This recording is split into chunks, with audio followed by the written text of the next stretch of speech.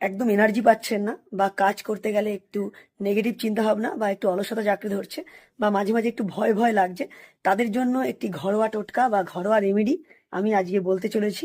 1 glass জল নিন এবং এই কাঁচের গ্লাসের জলে যদি আপনাদের বাড়িতে কোনো সোনার কয়েন অথবা পাথর বসানো নেই এমন কোনো আংটি যেটি সোনার সেরকম যদি থেকে থাকে, তাহলে ঠিক এই 1 গ্লাস কাঁচের জলের মধ্যে সেই সোনাটি দিয়ে দিন এবং সারা রাত জলের গ্লাসটি ঢেকে রাখুন।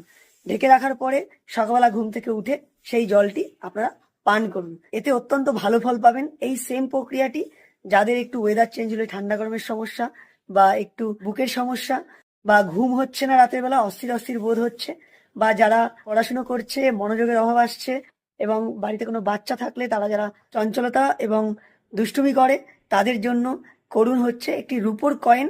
ঠিক এরকম ভাবে রূপো, যেটা পাথর বসানো নেই, এরকম কোনো রূপোর কয়েন বা রূপোর কিছু চাঁদি আপনারা জলে ঠিক এই সেম ভাবেই দিয়ে দিন।